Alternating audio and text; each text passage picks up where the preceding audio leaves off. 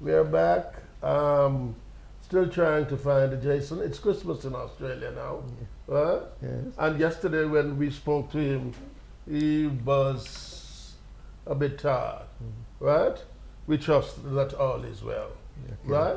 But just to wrap up this section and his captaincy, Stratton, Well, I'm agreeing. and where we go from here on in. I'm agreeing with Foss in terms of the fact that he may not be doing as well as he ought to, but when you look at who else is there, there's not anybody who is challenging for that position. You would want to look at other players who may want to ascend to the throne. Shai Hope, for example, we should be looking at him just now as the captain of the A team down in New Zealand. That is not so. And so the candidates are being whittled away. The fact is that he has not shown the kind of improvement, as Foster said, that we would expect. That could be because there's a lack of mentorship. He's somebody who seems to know the game. He is willing to speak to people about it. So what is the problem? And I think perhaps he needs to sit down and become a student of the game by watching more cricket of the past and look at situations and adapt those situations, put it as part of his arsenal as he goes forward, because he should be at the helm for a little while yet. What is being whittled away, clearly, is the whole approach to the game. There's an absence of being positive in taking on the ardors of the game, right? The point is well taken that Sir Clive Lloyd raised, Jackie Hendricks raised, right?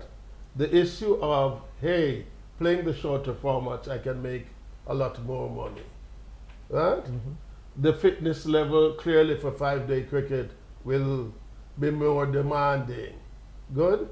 And if we do not have a marketplace rewarding players all over the world from the governing body playing test cricket, so there are more incentives being offered, then we will never really be able to maintain that focus by young players on this type of the game.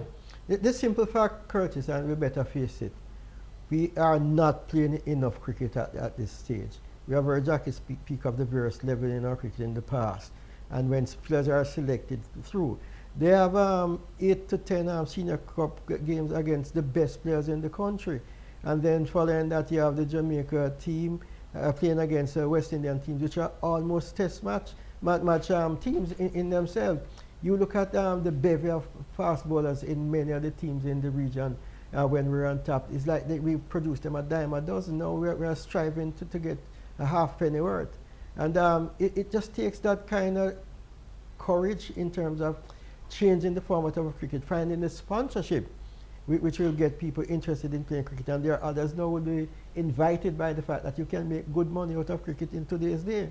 So what you're really talking about also is the lack of aggression in our cricket in terms of batting, in terms of bowling. And we are wilting now at what we used to give out to other test playing nations. What is also lacking is structure. We don't have many young players around. We're not engaging the youth in the game, right? And we cannot get around the issue of mentorship, right? What is it we haven't changed? Yes, you talk about structure, and I'm not talking about the population of players who are playing the game, No. But we must identify the very best at an early age. A very to play early the game. age. How is it that Antigua and those countries produce the quality players that they produce at a point in time? It is that not a function of population, a function of quality and how you treat it. And if you do have the proper administration working side by side with that talent, is going to come to naught. We need to make drastic changes. Hope so. We need to find a new way, right?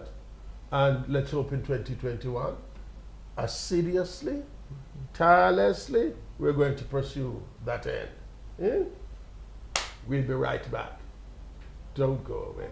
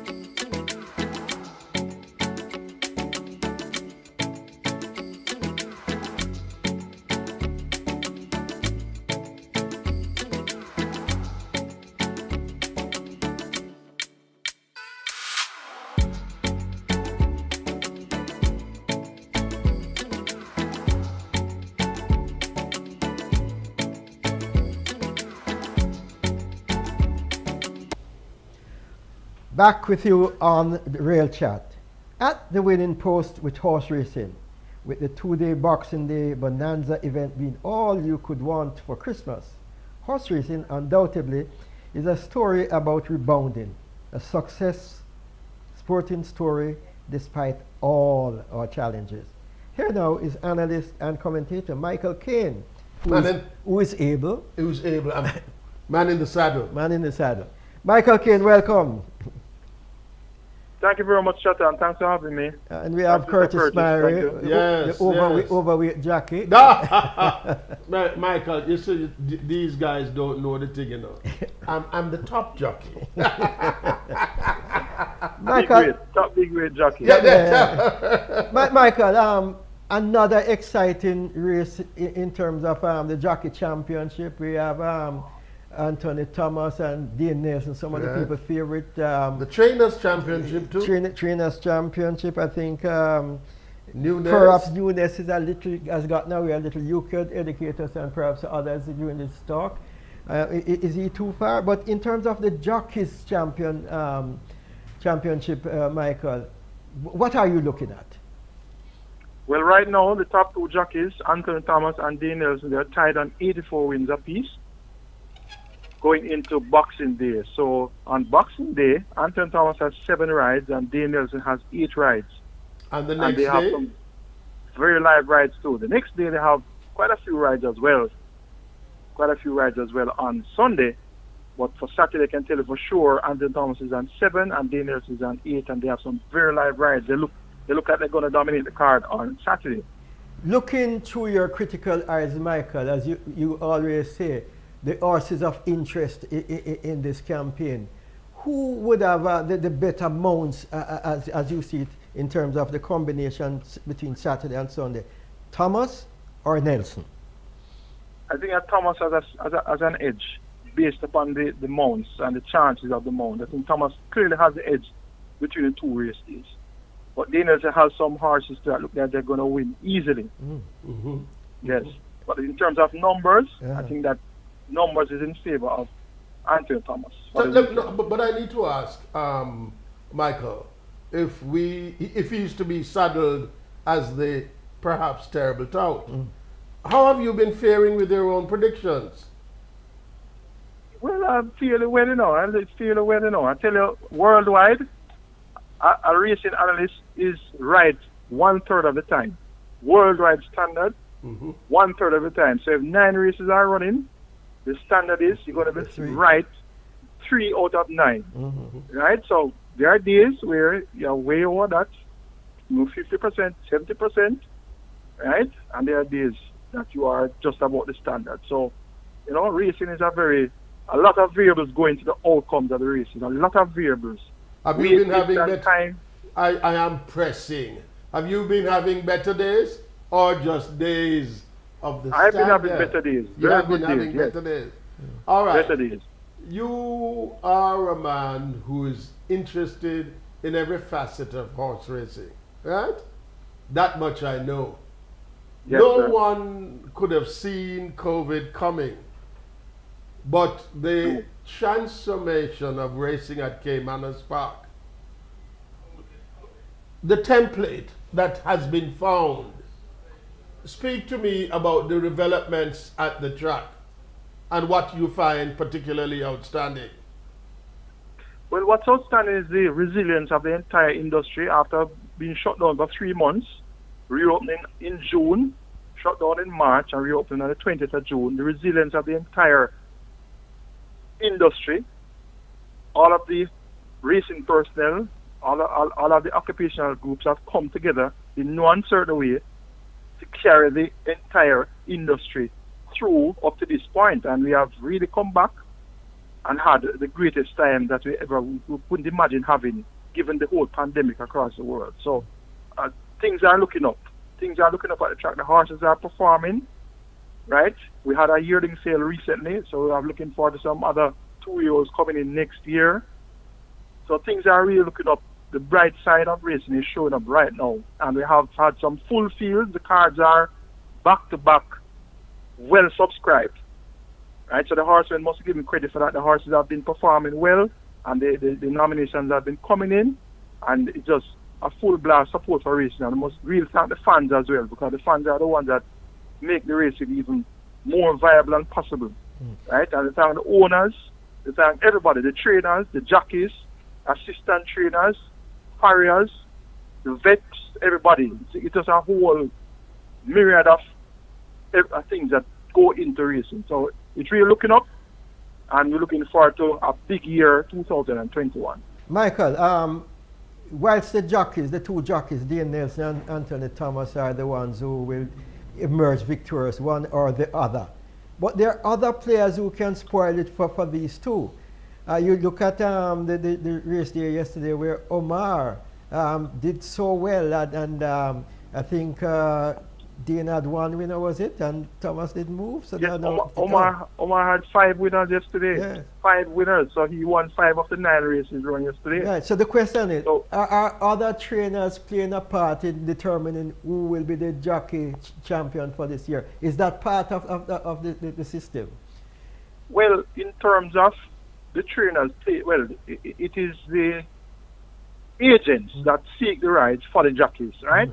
That the agents have to go out there and lobby for the jockey to ride the horse. So it comes down to the decision of the owner and the trainer as to who they're going to appoint to ride the horse. But say, for example, Nunes have a good one in this, and you'd have a Persad or other trainers who say, boy, we don't want him in because we really want Thomas to win this championship. So I'm going to get my charge to the fittest he can be to win that particular race. Is that in play, I'm asking? Well, it could be indirectly, but I doubt that it is direct in that sense of the word. Because first and foremost, the trainers want to win a race, right? Whosoever want to ride the horse, that is it. But the trainers always want to win a race for the owner. So if it works out that either the top jockey can ride it, the Anthony Thomas, so be it. But I don't think that it is that exact to say that we want this jockey or that jockey to win, per se. But first things first, we want the horse to win. So, depending on the handicap, sometimes the horse might be handicapped too light, you know. The Nelson is a jockey that rides at average 54 kilos. If the allotted weight is, for example, 49 kilos or 50 kilos, you wouldn't opt for Dean Nelson, who rides at 54 kilos. Anthony Thomas, on the other hand, he can ride at 49 kilos or 50 kilos. So, a lot of, as I said, variables go into the outcome of the races, and that is one of the key ones to the handicaps, the weight. So, in choice of rider, you wouldn't select a Dean Nelson to ride a 49 kilo allotted weight for a horse. You would select Anthony Thomas. Yeah. Since you're not going to permit Stratton to enter the gate with any such scheme and plot and ploy, I agree with you, Michael.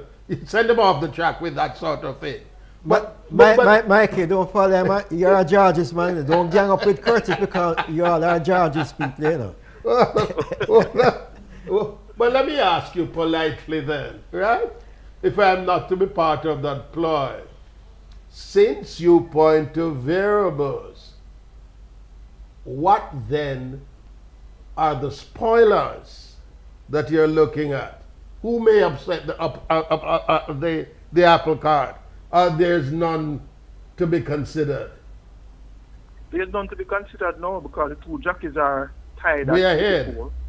So there's and nobody else is close to them. So there's no spoiler in that sense of the word. There's no spoiler there, right? But the actual races though that are going to be run, the jockey is going to be riding to win. Spoiler may come in the form of another horse winning the race that you'd expect that either Dean or Anthony to win on that given race.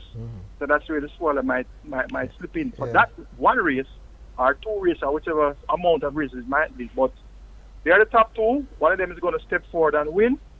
And I think that Anthony has the numbers in his favor for the weekend. Hold on, Stratton. Just one last thing from me. And still on the subject of jockeys, how have they been responding to the new norm? Perfect. No complaints at all. I haven't had any feedback of any mishap or misunderstanding of any sort. I see all jockeys in their mask, riding the race. Even yesterday, Omar was riding. He came back. He had on his mask when he was in the winner's enclosure. So the jockeys are on par with all protocols. And I must give credit to them. And as a matter of fact, all horsemen are on par with all protocols, and as such, the industry has had a smooth running so far where that is concerned. Let me put you on the spot, Michael. If you were an owner, you had a horse, which of the two leading jockeys would you prefer to have as your mount? Well, Me I stay out of this. Because I did hear you tell him, give him the horses, give him their weights, and so on. So I don't know what he's looking for, you know. Me I stay out of this. Yes, well, ma'am. let me tell you, Stratton. Let me just tell you straight up, right? I'm a media person, right? Yeah. Right. I'm a media person. Now, notably, whenever races are run at Caymanas, we have select races that there's an interview after each race. Mm-hmm. Right? So when a jockey wins a race, talk to the jockey, sometimes the trainer, sometimes talk to the owners at the track, and so on and so forth. Now, since Daniel has been here, he hasn't spoken to the media any at all. Right. Yeah. Right? So he has decided that he's not going to have an interview any at all. So Anthony, on the other hand, he has been in the media. He has been interviewed several times at the winning race. So being a media person, Yeah. as you asked the question, if I own a horse and I would have to give exactly that speak to the media, which is Anthony Thomas. And what has he been saying in recent times? Well, it's basic, you know. When you ask him how the races run and how did he ride the race, it's just basic, you know. He just tells you what happened in the race, and he's very articulate in expressing himself. So, you know, it's a pleasure when you see an interview with Anthony Thomas. So, he just gives you point on at that time and that juncture what happened in the race, and whatever the interviewer might ask him, he'll respond to that.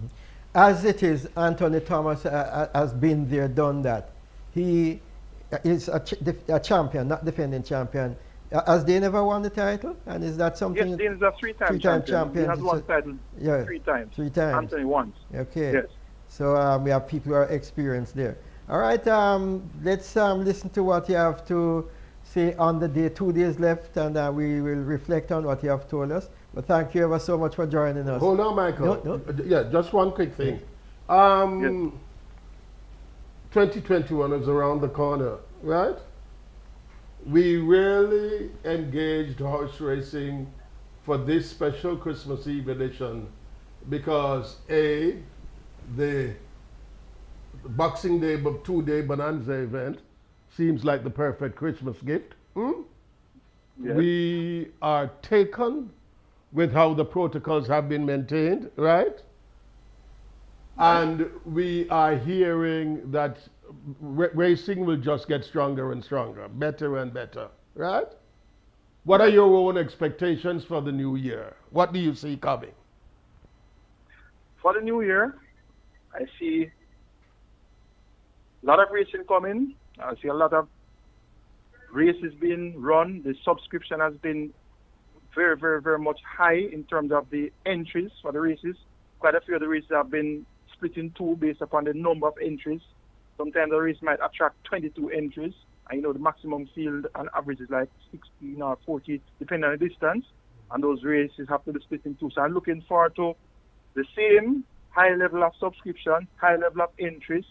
I'm looking forward to great horsemanship from the jockeys, trainers, everyone, right? I'm looking forward to owners to be having a heightened interest in the racing now, given the new year coming on, and given that Supreme Ventures Racing and Entertainment Limited has gone by far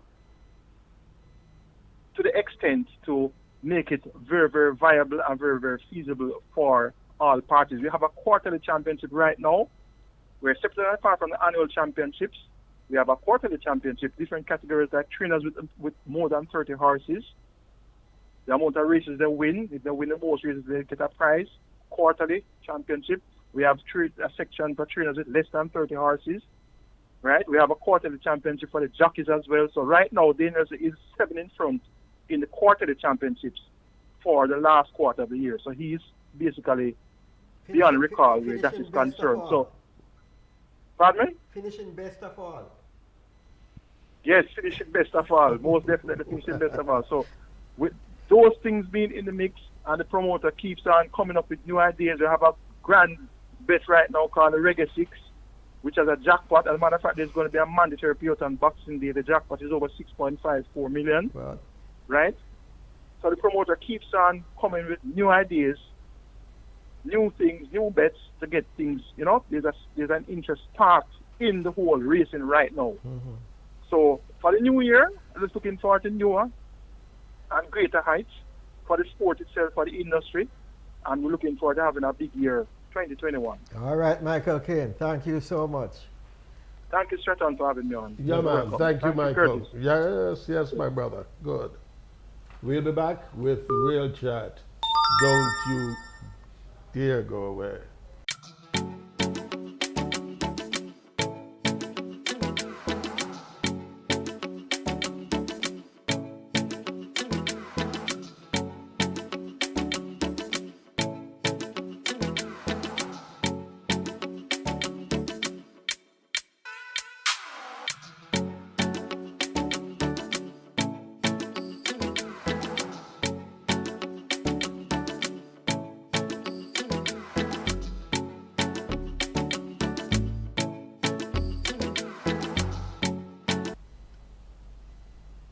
All right, welcome back to Real Chat, and we have a man who knows a lot.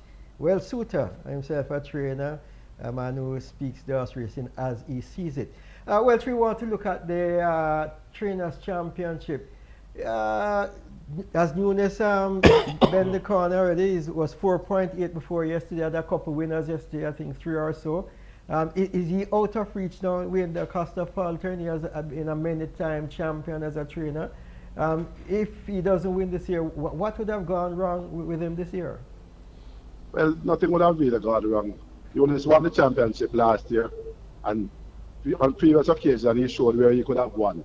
If it was not for the Diamond Mile. There is no Diamond Mile this year, and that was where Mr. Da Costa always needs to do this in the final home stretch. The Diamond Mile had a really good person. Mr. Da Costa really had a hold on that event. It's Seeking My Dream, She's a Manita, and others, Okay. There is no Diamond Mile around this year.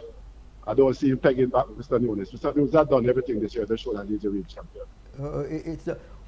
In terms of the stock of horses, Wayne Da Costa usually have a good complement. Remember when Philip Fiane was there, he put up some big horses and would do well, especially on the big days. What is the strength of Nunes compared to Da Costa? Well, every year, Nunes always find himself in front. But the one Diamond Mile race, he had a horse like She's a Manita, he did earn 13 million for 1 year. And that wasn't an easy horse to beat, Let me ask. To win the championship. Let me ask this general question.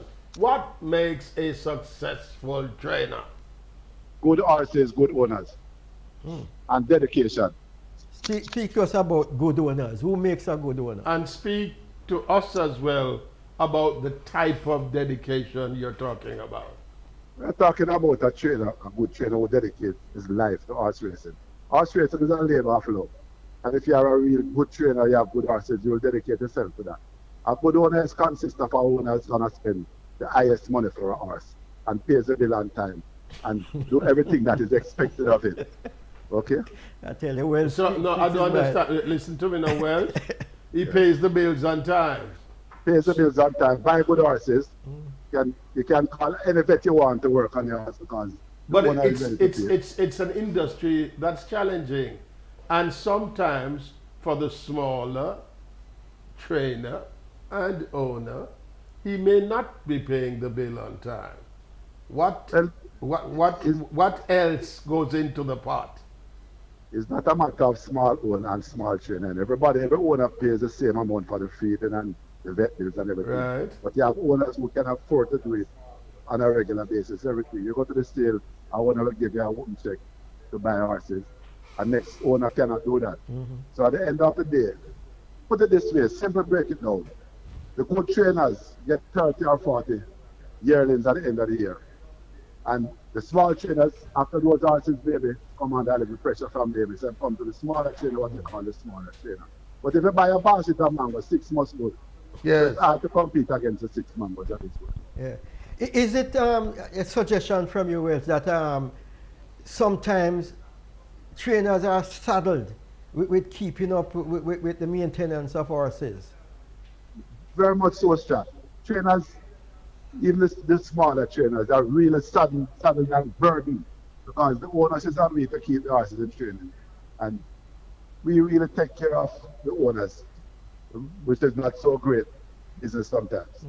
What have trainers been clamoring for over the years that SVRL is really making it happen?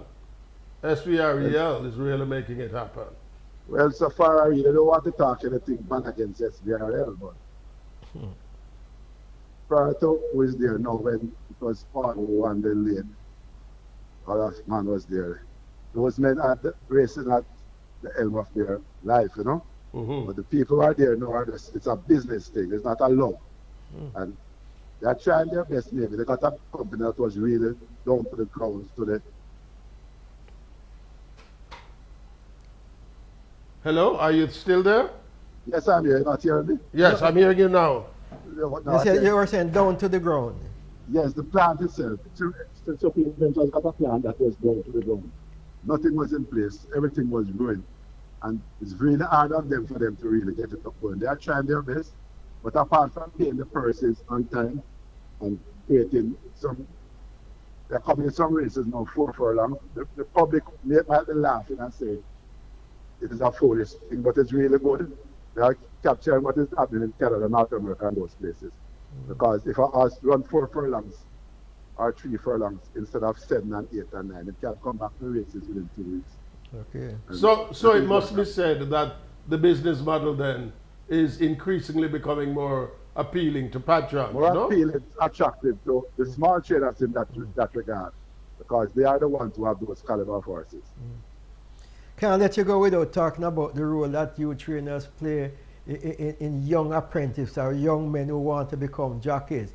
Tell us about any success you may have in this regard, seeing a young man and based on his character, etc., you were able to bring him to a point where he's a champion.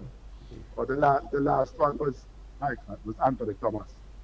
He came to me as a little fellow and he really blossomed, you know, and turned himself into a champion. And I'm really proud of him, you know. Good. All right, Trainer Suter, on that note, we will be going back to the paddock. And we'll be having you again on Real Chat, yeah? Okay, thank you very much. Thanks Really, for really Thanks, well, thanks a lot. Good. Okay, chat. Yeah. All right, we take a break.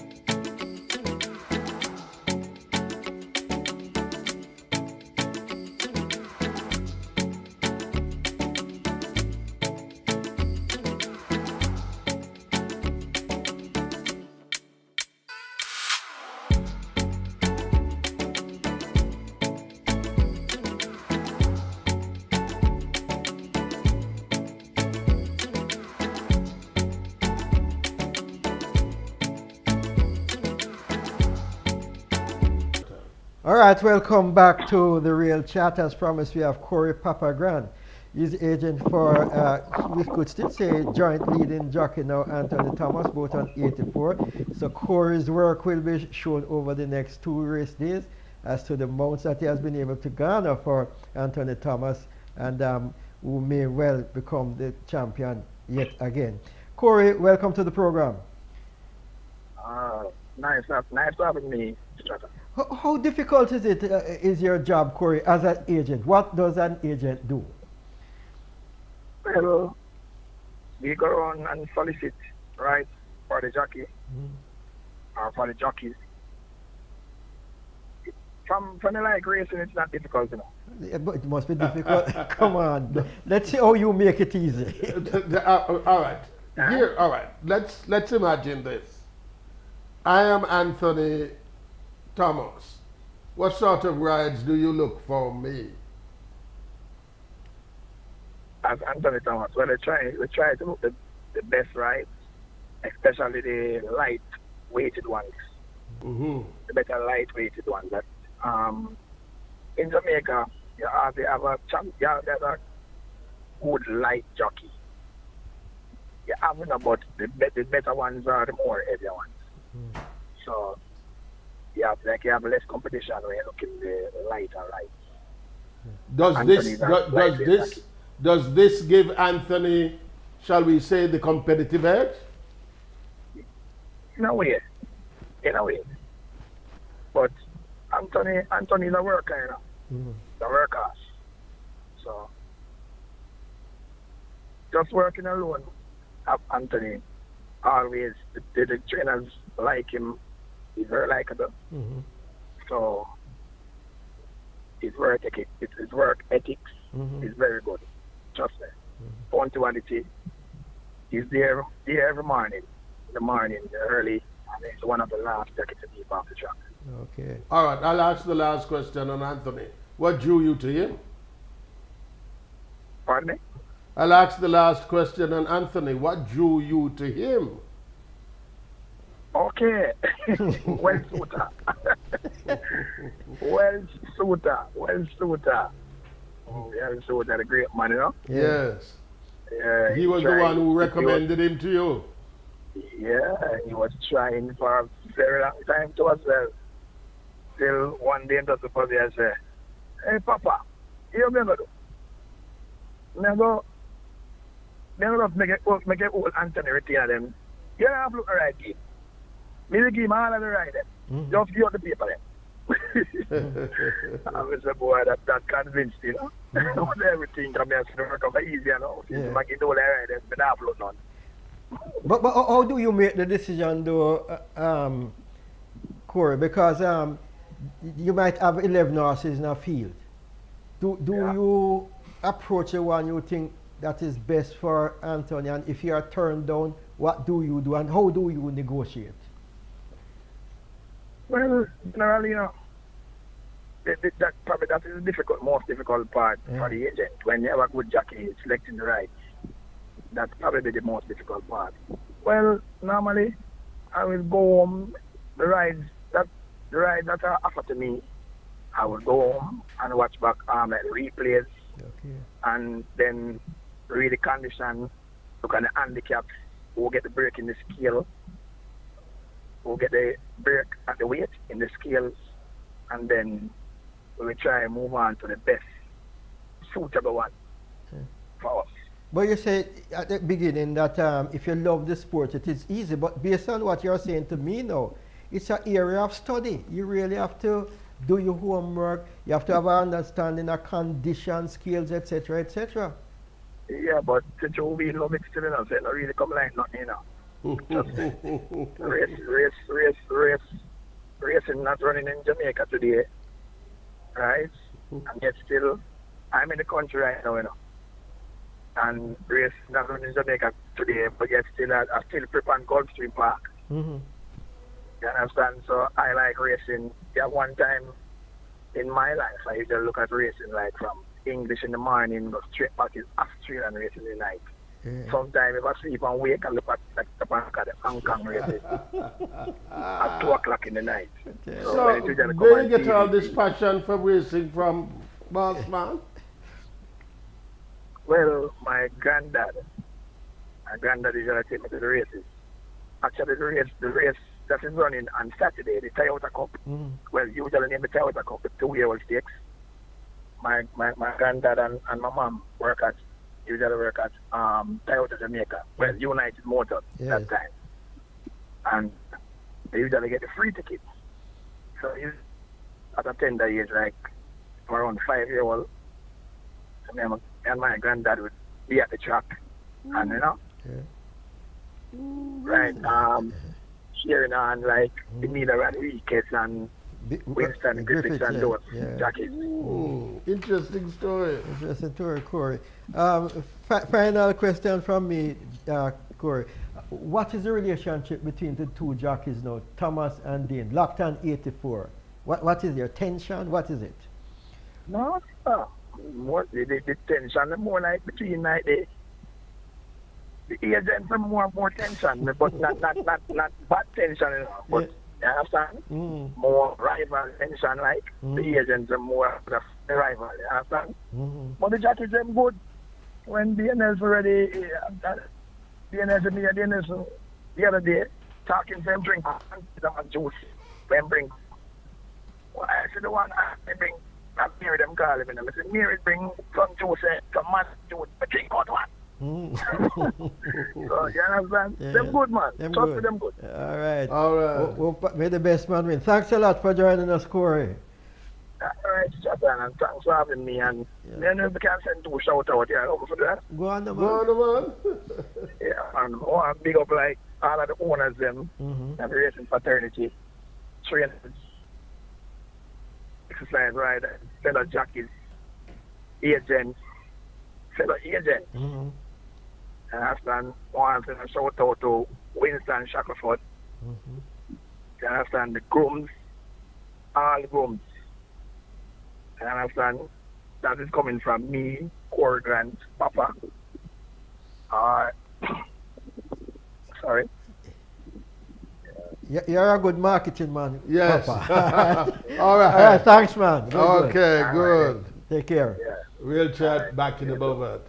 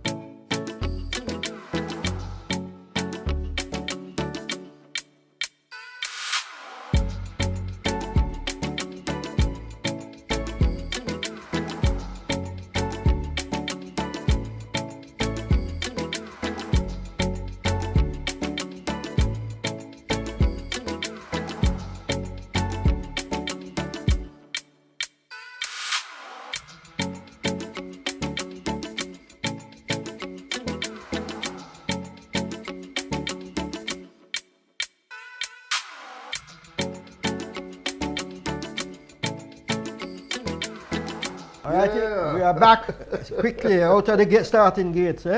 Lerone Brother Lee is the agent for jockey Dean Nelson. And we got some interesting statistics, brother, from Michael Kane. And I think you deserve a lot of credit for that. That they have started something where they have quarterly winners, and in the last quarter, Dean Nelson is leading by 7 clear winners. Tell me, how does that make you feel in terms of going now to the line, 84 all with 2 days left? Well, if you guys remember the starting of the resumption of racing after the COVID, Yes. Dean had a comfortable lead, and Anthony Thomas doodled it down, and then he surpassed that lead, and then he went ahead by a marginal amount. I think it was 17. 17, and yes. everybody was So it's all saying over that bar the Anthony Thomas shouting. Right, he's the champion. And I even heard a radio program with Mr. Paul Wright, and he was saying Anthony Thomas the champion Jack. So I think that kind of motivated me and Dale Nelson to put in some work.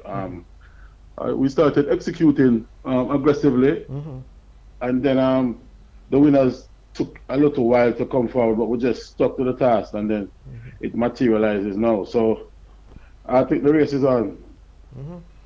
Talk to me, Leron. You said you put in somewhere cause man gonna lead and you doing that, right? And it shows because the work that you have put in, you're on equal footing. What was the work that you actually put in? Okay. Well, the work. You see, when you get established as a big agent, so to speak, You're a big agent.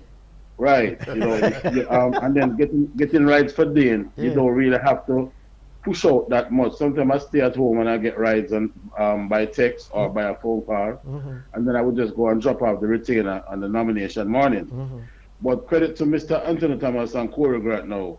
I had to come out, not only drive through the paddock, you know, I had to walk, park the car, and walk stable to stable, and be more persuasive and convincing as far as soliciting rides for Dane. So that's what I mean by putting in the work. I had to go the extra mile. So you actually were competing now with Papa, so you're going to outwork him. I think it's the hardest I've ever worked as an agent, because even when I was competing against Omar Walker, no disrespect to them and Omar Walker and his agent at the time.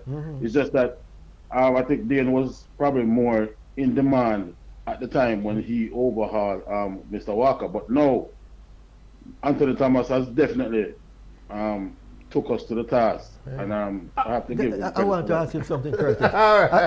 Because I hear you say something earlier, and I know Dr. Paul. I work with Dr. Paul, on the radio. And I know Mr. Dane Nelson, man. So how could he have said that it is over with Anthony Thomas leading, knowing the type of person Dane Nelson is, and knowing the kind of worker that you can be? Right, but to be frank, I mean, you can't really blame Mr. Wright for saying that Anthony Thomas is the winner at the time, because Dane was winning in races, and Anthony Thomas was winning 5 and 4 races, and to be leading by 17 with less than 3 months to go. I mean, as a racing fan, I think you would probably say the right things on the wall also. But I guess he probably never understood the name, the Warrior Chief. He gave him the name, you know. Yes. And then he don't understand the name, so they not to show the Warrior that he has the Warrior name. What particular about this Warrior is about this Warrior Chief? What has he got?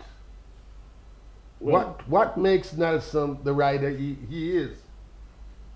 All right. When I started working with Dane, he told me that the most race he won for a year was 49, and I said to him, a big jockey like you. What I saw in Dane, he had the talent, which was probably raw at the time. So he had the raw talent, but he was born in the purple. You know, racehorse term. His uncle, Robert Collyweed. That's always a good color, Lorraine, the purple. Right. Here we go again. So, even though I'm a blue man still. Oh! From across the road? Yes. But you, Curtis, and Michael can gang upon me this evening.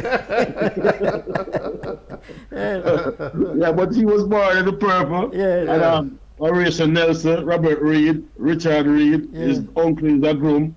So he's definitely a racehorse man.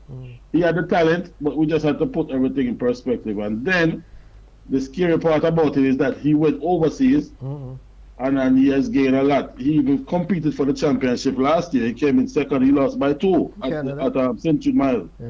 So he really has become a very, very good rider. He learned a lot, he said. And before, he used to be like doing a lot of stuff in the stag, a lot of wiggle-waggling stuff, and then he realized that he don't have to do that anymore. He said he has to learn balance. Right, so the thing about it now, he's more scary, and he's been riding with his brain more. as opposed to just depending on raw talent. Boy, So he execute a lot. He reads his race book. Leron, and boy, then- this is so interesting, but we are not. One final question. One final question. Yeah. The Blues Okay. have it. Yes, So, go ahead, yeah, sir. yeah. Hush, hush. Devon, Mhm. what makes a good agent? Well, a good agent has to have, most importantly, has to have the knowledge of horses. Has to be able to know where the horses are eligible, what horse suits his jockey, and how to approach a trainer. You have to have approach. So the game is not about just being an agent coming to the morning in the mornings and just coming there. You have to be able to approach a trainer, have the knowledge of horses, because a lot of agents come to the track but they don't know how to beg a ride. So it's all about having the approach. It's all about knowing how to solicit rides and having the knowledge of horses. Let me ask you, Leron, you're a girl's man? Yeah, very much so. Yeah, so you know how to beg a ride. Right, you have to know how to beg a ride. Hello. Hello. Horse racing we're talking about. Do not entertain it. Leron? Well, thanks for opening our eyes. It really is interesting Leron? about agent because I don't think many people speak You about hear me, it. Leron? But Right, we appreciate, not go over that. what you guys have done, you know. Yeah, Because, thank- you know, sometimes when you hear the music, Yeah. and the music sound good, nobody give the producer the credit. Yeah. It's always the DJ or the singer. yeah. So the fact that the jockeys are behind, the agents are behind the Yeah, scene, man, yeah. and you guys did an interview with us, we really appreciate really, that. really open our eyes, you know. We Very, try, very, we, try, very we, interesting. we try to present different Yeah. stories. Eh?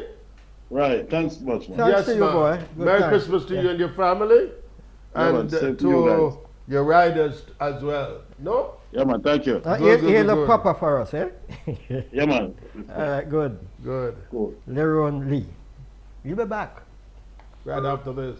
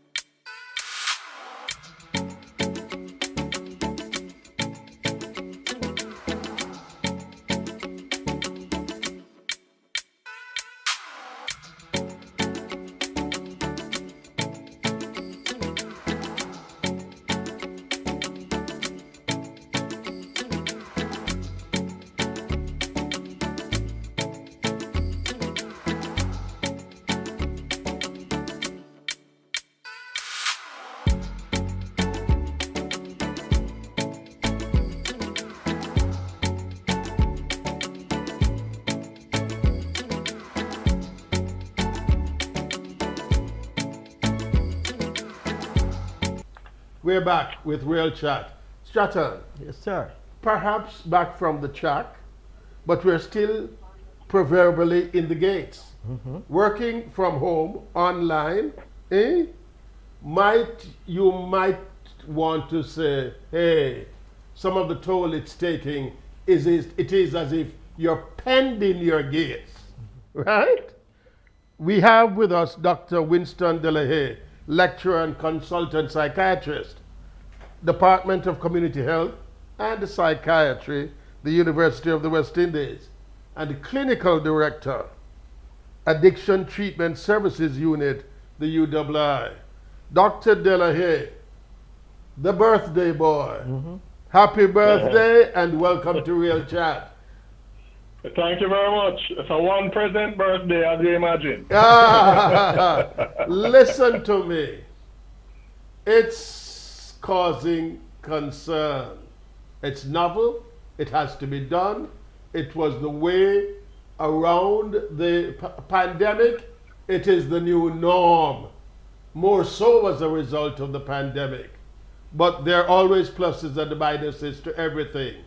And working from home online is now, according to a number of professionals, taking its toll. What are your thoughts, your own experience, engaging members of the public in this regard? Quite true, my brother. Necessary, as you say, but of course, not without its challenges. In fact, you're probably aware I'm a military man. It's one method of torture, having people stay by themselves in a very small space with no interaction. That creates major difficulty for persons, even as torture. And so we find ourselves isolated. That's really the operative word. Isolated, not being in touch with others, albeit by a screen, but it's never the same. And so it's really creating a major challenge to not be able to interact with persons, touch people, see persons in living, in life. And though we get about our business, for the most part, even physicians are able to see patients virtually like that, psychiatrists for sure. It's not without its challenges. In fact, the kind of things that we're seeing now as a result of all of this includes anxiety disorders, depression. Persons are even presenting with post-traumatic stress disorder. So this is a traumatic setting for all. How do you suggest that people deal with this? Because it's not everybody can get the clinical treatment or the knowledge from a professional. How would the normal person deal with this anxiety disorder? It's really by any means necessary. So we know religion plays a major role. The vast majority of churches I'm aware of provide some amount of counseling. Any kind of listening ear, trained listening ear, add that to it. Mm-hmm. And the clergy generally are trained, whatever the religion is, persons generally are trained to assist with taking you through, holding your hand, in a manner of speaking, through difficult times like this. So don't stay alone, even though you feel alone. Yes. But reach out to family, reach out to friends, and understand that it's one of the features, and you need not feel ashamed. Could a special platform, by way of a chat group, by way of a hotline, be created to engage persons and their own experiences, their own fears? In fact, there is such a group. I'm forgetting the 800 number now, but my colleague Sanita Abraham, she did addiction in the same Hopkins where I did it. And she ran formerly Addiction Alert. It's now called Rise Management, reaching individuals through skills and education, RISE. If you look it up, you'll find the address. Right. They relatively recently placed an ad in the papers, or probably was a WhatsApp going around, with an 800 number for persons experiencing any such COVID-related, isolation-related anxiety, challenge, feeling alone. So those are good ways of interacting, or just generally chat groups. Are there anything, I'm going to use it loosely, like symptoms for people who are having severe problem with this loneliness? So again, and part of the wellness program at the University Hospital, so I'm one of the psychiatrists on the team offering support from in February, March, to the members of staff at the University Hospital where I work as well. I can tell you the common things you've seen in the last 10 months. Difficulty sleeping rings almost at number one. Anxiety throughout the day, a second. Simple things like just sighing. You're in the middle of work and you're just palpitation, racing of the heart. Those are common things that we're seeing. Hyperventilating are some of the common things. And then, of course, it gets into persons meeting the criteria for depression, where you now have sadness, loss of interest in things you used to like, you're staying away from others, and so on. Diagnose my... Hold on, Strata. There's something else too. There is the type of interaction now between members of the household that might also be affected, eh? Perhaps, indeed. And perhaps too at the troubling stage of even violence, no? Abuse. And abuse.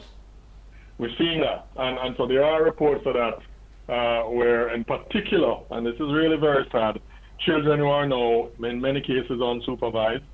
So those issues are coming to the fore. The Child Development Agency, they've been getting the calls, people reaching out. And we're seeing them. We're on duty at the hospital and see people coming in with those kinds of challenges. And it's very sad. And all the more we need to be aware that whilst we're keeping children safe by not being in school, there's a flip side to that, where they are more exposed to being potentially abused, molested, real issues in various ways than we would want. I was about to ask you, Dr. Deli, about what might be a clinical problem that I've sort of seen with myself. Being more alone, being somebody who was in sports and things, and you are used to this gregarious kind of thing. I find I look back at people from the past, and you see a different light with those people that you would have interacted with. Is this a part of the situation? Without a doubt. I mean, it's really, overall, what you're looking at is disconnection. And we know as psychiatrists, as therapists, that any form of loss, it is indeed a loss, even if it is that you have a person on social media and so on. But it's a loss, and loss creates difficulty for you. You struggle when you have a loss of a parent, loss of a loved one, and loss of someone who you used to be beside at work, or in school. It creates difficulty. General tips for coping mechanics. Tell me again, general tips? For coping mechanics, how would deal with this? Adequate sleep, keep a routine, interact with persons as much as you can, exercise, very important. He seems to be talking to me. Yes. No, that's not the same problem. Listen to me now. I'm sure we know one another from a long time, and no bother with it today for your birthday.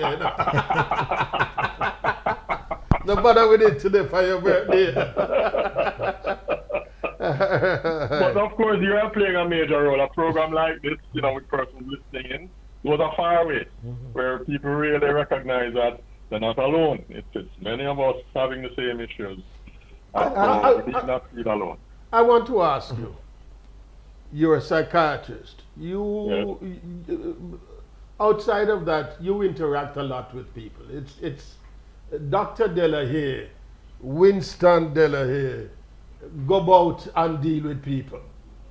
That's a public note. How do you find our idiosyncrasies? Other people, Jamaican, you mean? Yes. We're not the easiest people, my brother. We're not the easiest. I mean, my friends and I'm not leaving. Happy to be here. But it is by no means the easiest place to be. There are some characteristic behavioral patterns of our people, which doesn't help. It's with difficulty that we obey and do the appropriate things, like wearing a mask, like not coming and hug me, and so on at this time. We don't do well with things like that, It creates a challenge. I love my people, as you know, but there are some things we just have to put our feet down and ensure that this is not time of hugging up and greetings. And no, man, I'm not positive. I don't know. I may be positive. I work in a hospital, so why would you want to embrace me? So we have to take it seriously. I have friends who still invite me to drinks. You don't have to be aggressive about it. Thank you very much. I'll think about it. I'm not going. So we need to get as serious as that. I mean, the topic is working at home, but I raised the point about idiosyncrasies, and because I raised the point because this is also why we're having difficulties comfortably staying at home. That's all. Yeah, indeed.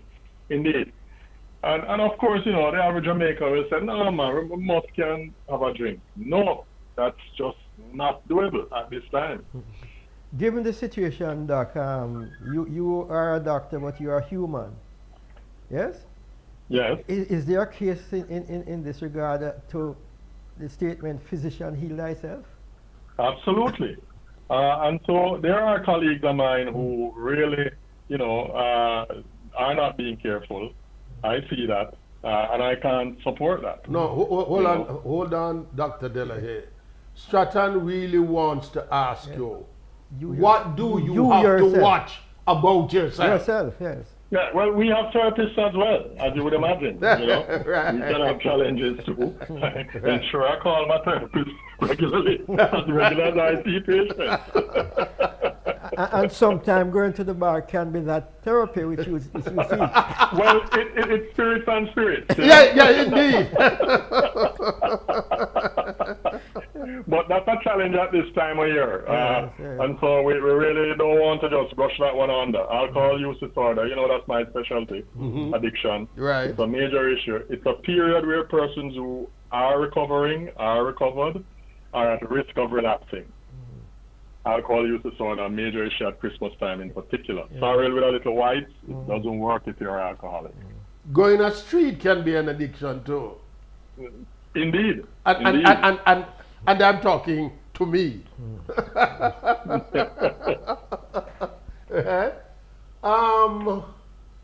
We need, because we are going to have to be adopting and adapting to new norms increasingly, right?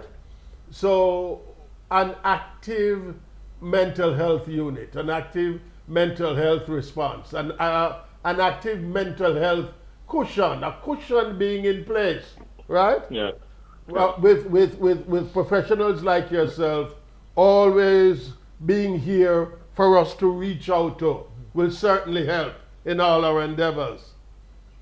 Without a doubt. And as you know, I'm always available. I mean, your program just to come on to discuss this was very important for me. And it doesn't matter that I was in a little activity. It's 100,000 persons listening. If I reach one, I'm happy.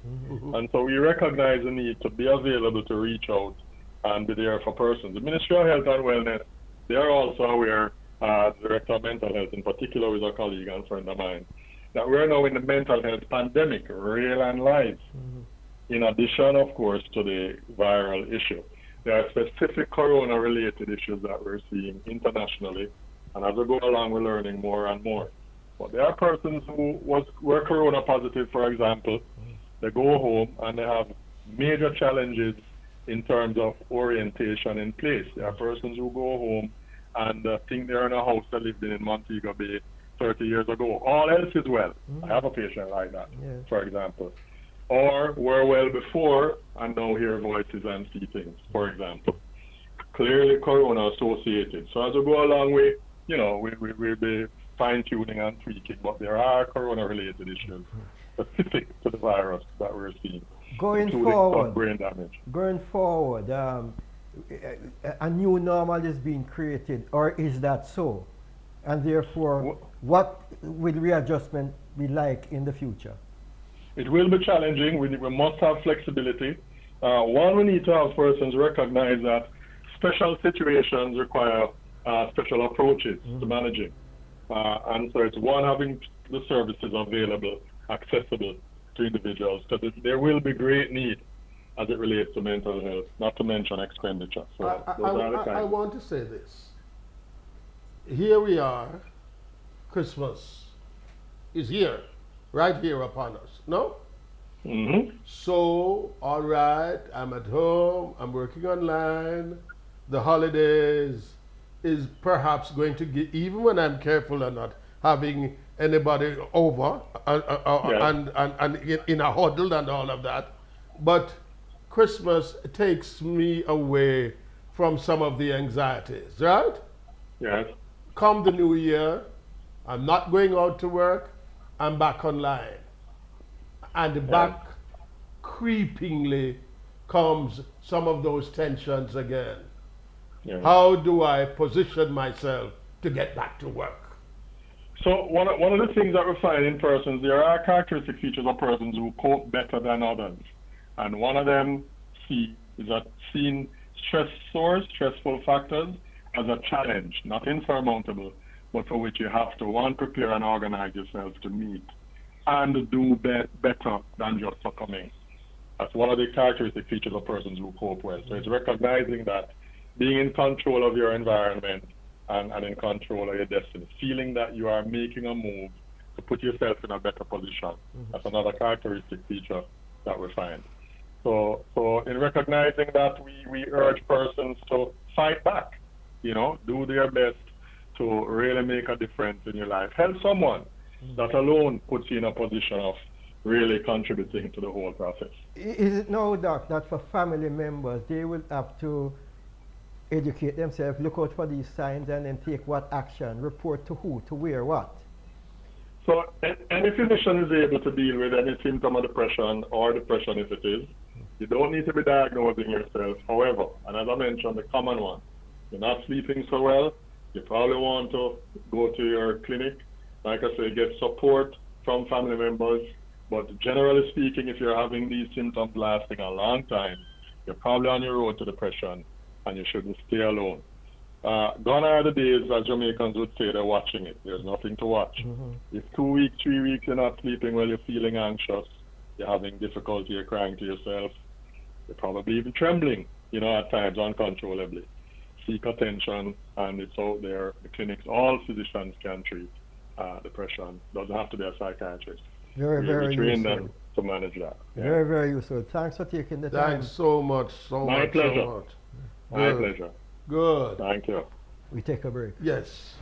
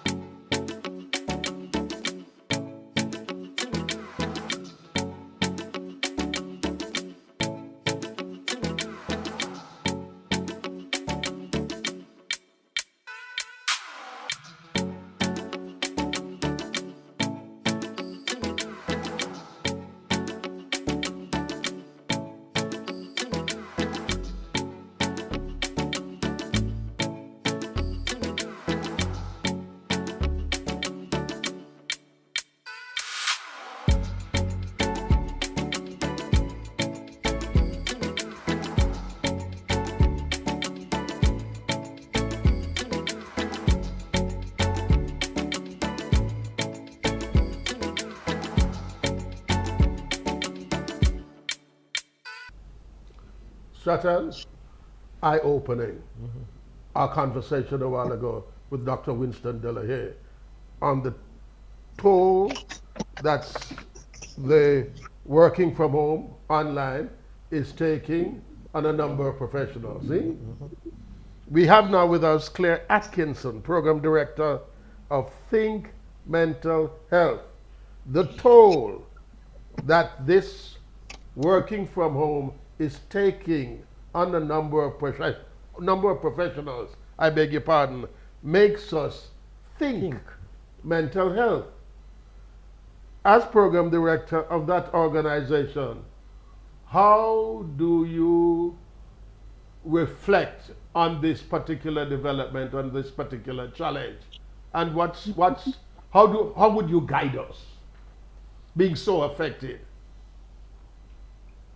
Well, Mr. Myrie, that's a very good question, and it's something we've never experienced before. A pandemic, we've never had to force ourselves to work from home. Right. So we've now we're in a conflict where our place of safety, our place of comfort, has now changed into our workstation. So Yeah. it's not where you can leave work at 4:30 and you look forward to going home, but now you wake up in the morning and boom, you have to start working and you have a work schedule, and you almost forget to take a break like you do at work. You just continue working and working and working. You forget that, oh, lunchtime is a thing. You just sit there at the laptop working, staring at a screen, and it's very exhausting. You forget to take a break at home. That's what working at home does. It's like your mind shifts. You forget that, oh, working is actually scheduled, and you're supposed to have breakfast, you're supposed to get a lunch break, you're supposed to start working at 4:30 or 5:30 or whenever you used to stop. But now persons who work from home realize that it's taxing when they forget to still match out the schedule that they used to have. On the mental health aspect, it can be draining because now you have to figure out how to maneuver your comfort zone, how to kind of separate from being a work from home station and now try and balance it being your home at the same time. And that can be very it takes a lot, it takes a lot mentally because you wake up at home and you Yeah. go to bed and you wait, it's like waking up at work, for example, and you're going to bed at work. So it's a lot of stress on persons, and the best advice I can give is to remember to take a break from looking at the screen. So stop looking at the phone, stop looking at the laptop screen, and to just pencil in, for example, maybe 30 minutes so you can take a breather outside. Just step outside your front door and just take a breather. Shut off all technologies at the end of the day because you're staring at a screen all day. When you're ready to de-stress and maybe search Twitter, it doesn't have the same effect as it probably used to have for the pandemic because you're still staring at the screen and you're like, oh, this isn't fun anymore because it's the same phone that I work from. So it's D- best to d- find a different. Sorry, go ahead, Mr. Murray. no, this is Mr. Palmer. Does Well, that in itself lead to isolation? it could, because guess what? You're so zoned in on your work that you forget to, like I said, take a break as you would at work.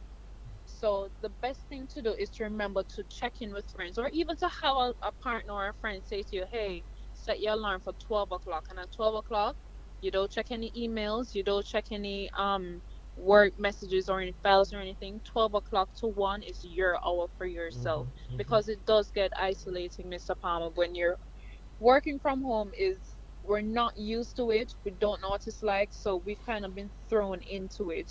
There weren't really any advice that come with it earlier this year.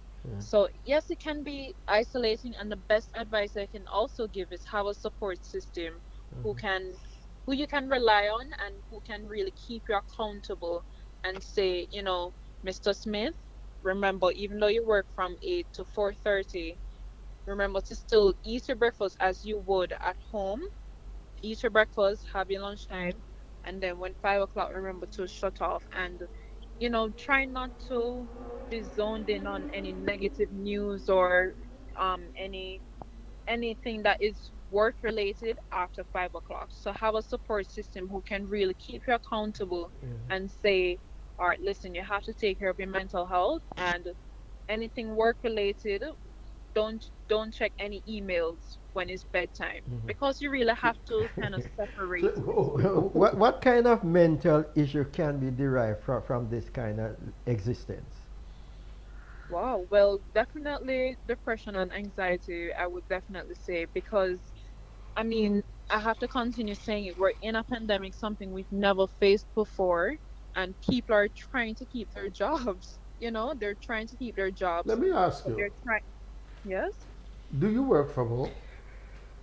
Well, I'm a recent graduate, so my experience with depression this year was actually different. I had a work opportunity, but because of COVID, it actually fell through. So I was unemployed for the entire summer, and I'm not used to not having a job to go to because I worked through undergrad. So staying at home, it's a pandemic, jobs aren't really available anymore. You can't really go out and you're staring at the same four walls all day, every day. It gets really depressing. So for recent graduates I can speak to who didn't who or who still don't have a job as yet, try and find ways to get outside or find a routine that is different every day because staring at the same four walls every day, trust me, really gets to you and it's almost like you have nowhere to go. So that How, I can speak to. and fine. And going up that avenue, how did you cope? How have you been coping? Well, honestly, Mr. Murray, I relied on friends. So even if I'm making a smoothie, for example, at home, I'll call up a friend and say, "Hey, you want to watch me make the smoothie?" Something as simple as that, just to keep me company at home, because it does get lonely when it's just you at home every single day. So call a friend. Even watching movies can get boring sometimes. So try one of those online courses. I did a lot of reading on, well, in my field, and I always call a friend, or if a friend said that they're watching a show, we'll watch the show together so we can talk about it. So I really tried to keep myself preoccupied with other things and have somebody or have persons who I could really say, man, today was an off day where I felt really alone at home, and this no job thing, it's getting to me. And just somebody at the end of the day who you can really say, all right, today was an off day.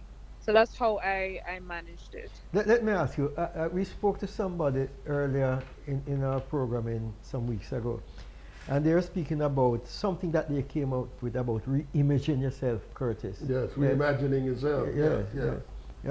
How is that to get you to cope with the situation that you may feel worthless, that you're not employed, one or two, you have to working from home, the loneliness is there, and therefore you have to change yourself. Right.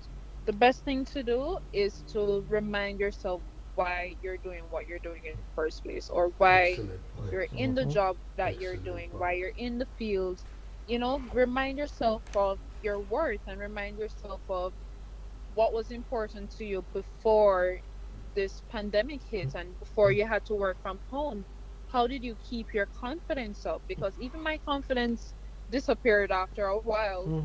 So you have to really remind yourself, and I know it's cliche to say, but really try and stay positive. So have like a vision board where you put things of what you want to accomplish next year and all these plans, and that will keep you motivated and it'll get you out of the rut of saying, you're in this position where you're stuck and there's not much you can do. You really have to imagine yourself a year from now or even a month from now. What can you do to make yourself in a better position mentally?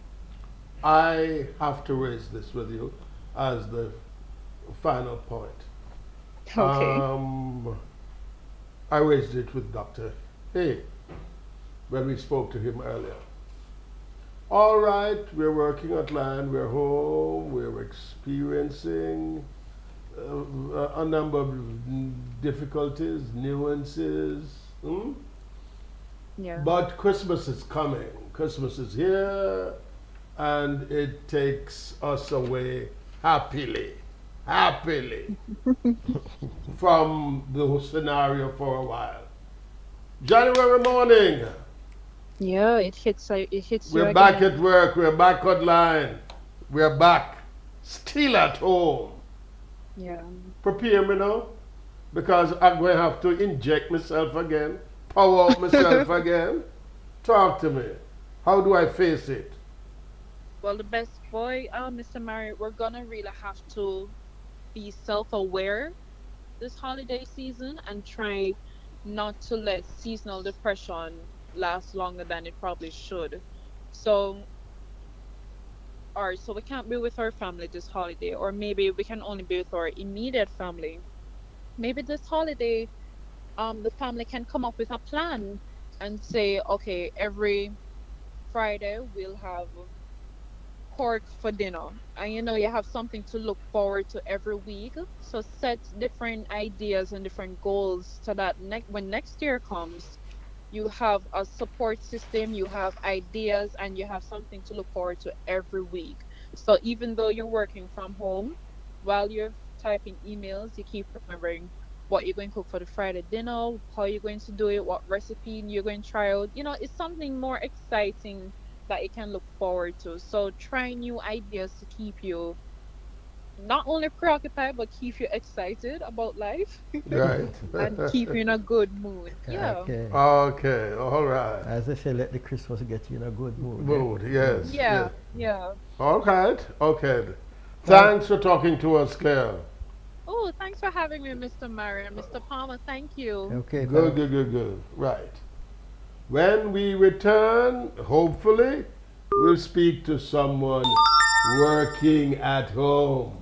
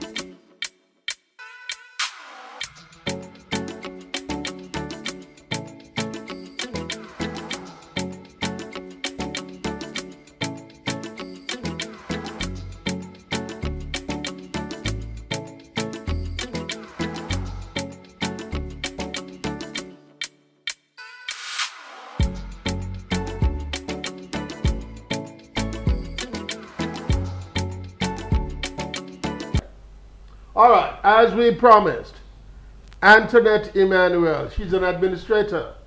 She's working at home, online. She has her story. Antoinette, welcome. Thank you for having me. How are you? What are your trials? What are your struggles day by day? Let's Oh start dear. there. Um, let's first begin with the big elephant in the room, interconnectivity issues. We have all of these. Everybody's now basically working from home, doing school from home, and so that has put a burden on the system. So therefore, you're in the middle of a Zoom meeting, and then you can't hear any sound, or they can't hear your sound, and you're losing that connection with your team members, and so that you know Frustrating. very frustrating. I've had to take out connect service with two providers. That if one chips out, I can go to the other, but the two of them together don't even make one. So, what are you left with? But you work with what you have, and you just hope. I forbid my team to be chuckling at this moment. Knock it off, you guys. Knock it off. Yes, Antoinette, you go ahead. Right. But then, there's also the issues of having to juggle working in a new space. Sometimes it allows you to focus, but then, become your home maintenance person. You have the kids to deal with and their school issues, and though sometimes it doesn't allow you to stay focused on your job. So then you find that you're doing longer hours to ensure that you give a fair day's work for a fair day's pay. Right? Tell me To something. make up. Let me paint this picture. At times you feel pinned down, you're all pent up. Yes, you could say that. You could say that, and you have deadlines to meet, and but then you have conflicting things to deal with as well. Because if your pipe goes, you need to deal with that. It's not like you can then ask for time because you're already there, so you might as well just deal with it. But so they are good. There's a good side to it, and then there's those sides when you're just really peeved. But tell me, Anthony, do you actually enjoy working at home? I don't miss the commute. To tell you, the early morning traffic. There are struggles You with feel everything, relaxed right? at home. You're right. You feel relaxed because you can have on your sweatpants and so forth. But then at the same time, you don't have that person down the hall or the office next door to say, hey, I've come up across this. What do you think? How do you do that? How do we work this out? So you miss that connection with the person, the face-to-face connection. Some of my colleagues have been complaining about feeling isolated at home. Yeah. And there are times that I do feel that. But at the same time, some of these same very people are saying that they are antisocial at work. Very much so. That is the irony of it. That is the irony of some of the persons I've heard complaining about it. But it is what it is. I guess you've gotten so used to years of just knowing that someone is next door that if you do need to, you have them to call. But now you don't, because very likely most of us know that our stores are our physical home neighbors. We don't really interact with them either. So our family is really in the workplace. Let me stop to tell Stratton, you take things for granted. When you lose it, you know the value of it, right? Exactly. Let's go deeper. How do you feel? You really would have just chuck it sometime around Gar Street? Hello? Hi, repeat what you said, please. I said, how do you feel? Make a press you. Do you really feel like to just chuck it sometime around Gar Street? There's nowhere to go, not with COVID. I was being deliberate. If you could, you would. If you could, you would. Yeah, but let me ask you. it's just a strange place to be in. I wanted to ask you, Antoinette, about the fact that you're in the space which is yours. You Right. are not in a position to deal with supervisor and or to supervise. How does that Right. impact on what you do? Luckily for me, I've always had a good sense of responsibility and a focus on the end point. So I don't need, sorry to use this terminology, but I don't need a background master to ensure that you receive Be a kind. good product. Oh, be sweet, Antoinette. Just say you don't actually need that extra supervision.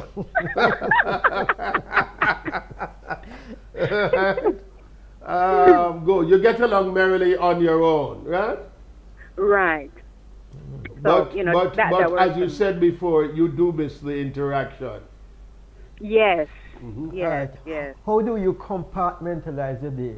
We just spoke to Claire and she was speaking about, taking time off. You're at work, yes, you're your own boss as it were, but then you have to respect the hours and at the same time respect the fact that you need breaks from time to time. And I want to come back to And the you know, question. sometimes Hold you on, hold don't on. even Hold- take hold- the break. I know you don't. But Antoinette, let me come back to Stratton's point and ask Right. in a different way. Yes, there's no supervisor, huh? Or Right. background, whatever you Yes, want to master. call it, right? But being alone, right? Right. How do you maintain that you're hitting the mark?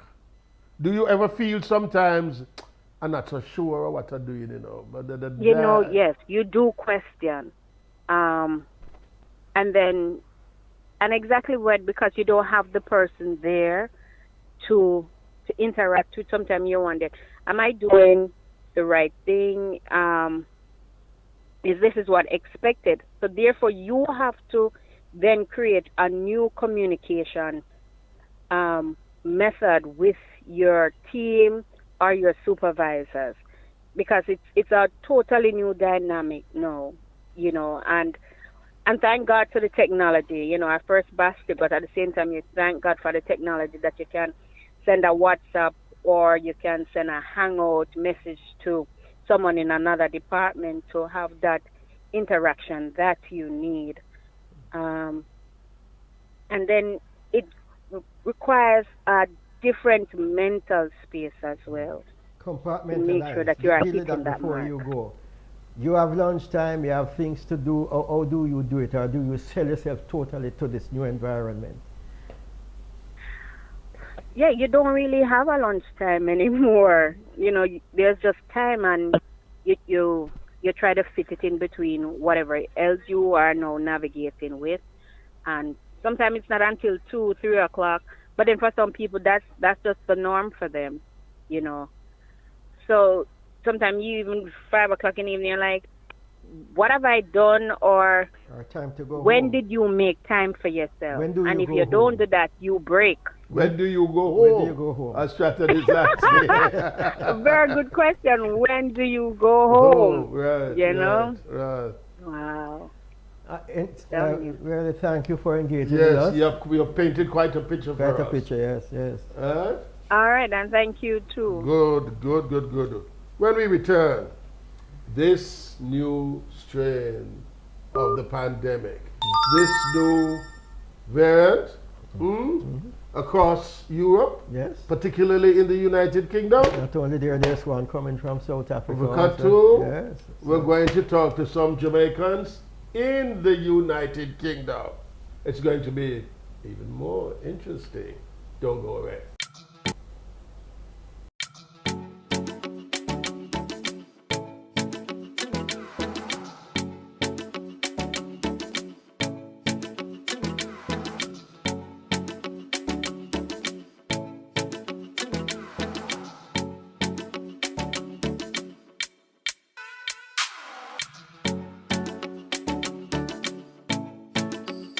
Yes. Yes, he's an O'Neill Sams, young man who has gone to live in England some 15 years, doing very well, all kind of organization, diasporally and otherwise.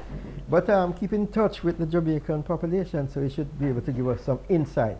The new strain of the pandemic, the doors being closed to the United Kingdom and the response from from Jamaicans living there. One such is O'Neill Sams. O'Neill, welcome. Welcome, Stratton. It's a pleasure, for the invite. Mm-hmm. And thanks again for engaging us. Thanks for agreeing. O'Neill, don't mince words.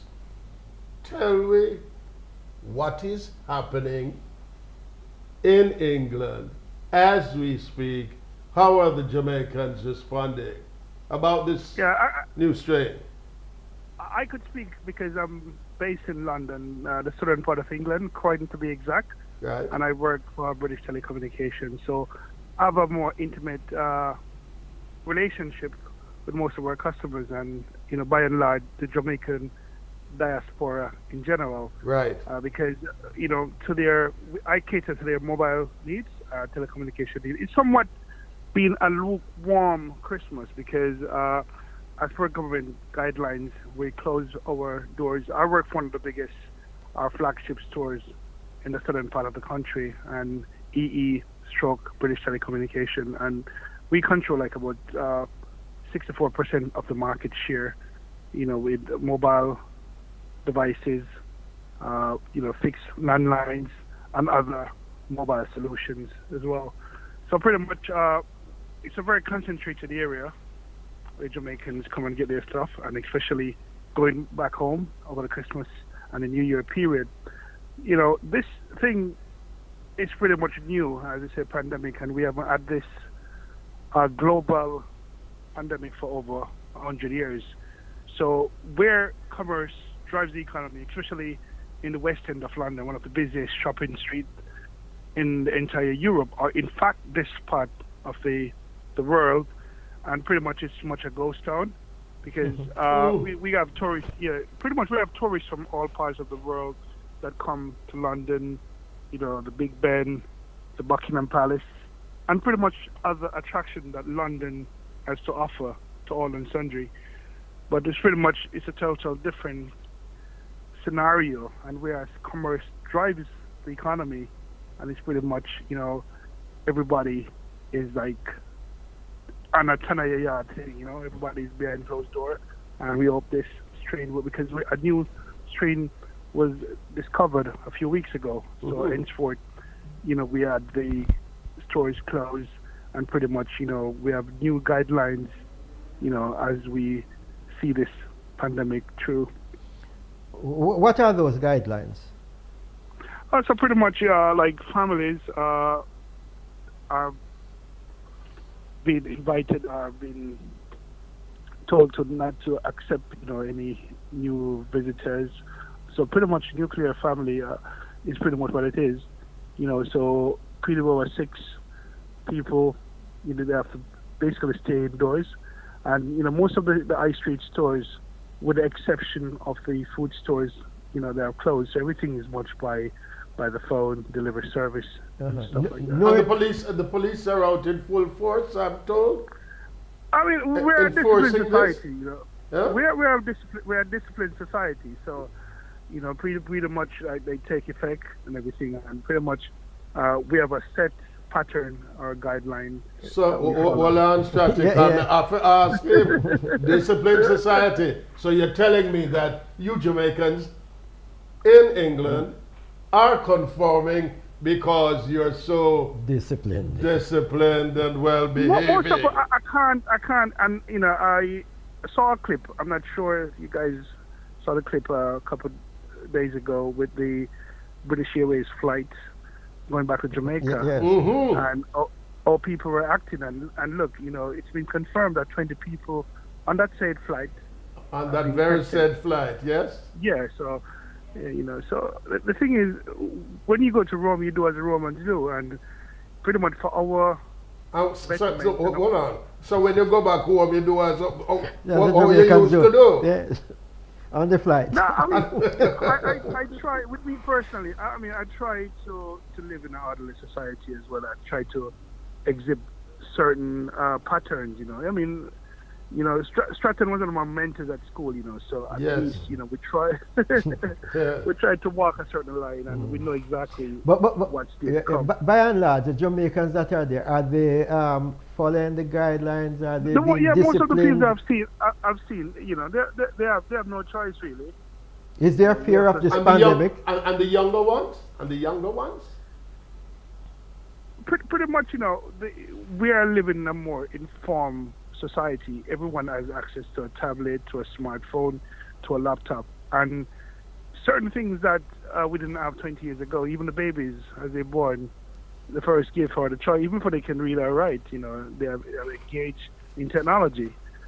So people are more read, and I think a lot of the kids they make a difference to their parents and, you know, informed. So we live in informed, and the statistics have, you know, shown over 10,000 people have died, you know, over the last, say, 9 months, and a lot of confirmed people are recovering, but the stats are there for a particular purpose, and it's evident that this thing is real, and it's not a joking matter. So by and large, Jamaicans have come to respect that, and they are behaving accordingly.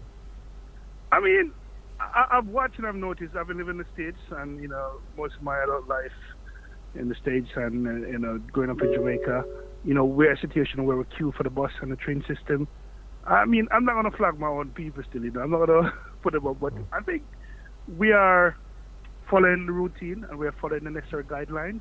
You know, I look and see at the train station, you know, at the bus parks and everything, how much we queue for bus. And it's ironic when I come back to Jamaica on my regular visits, and we see people, you know, they're not much orderly, but it's pretty much, and you have to give respect to the environment, you know. All right, O'Neill. Well, good report. Glad to know that the Jamaicans are conducting themselves in a manner which. I don't want you knocking the Jamaican. We're not all bad people. You know, no. We're not. We're not. But we are still. We have to be concerned because there is the spike. By nature, we're aggressive people. No, what I'm saying is, yes, you are abiding, fine, but there is the spike. There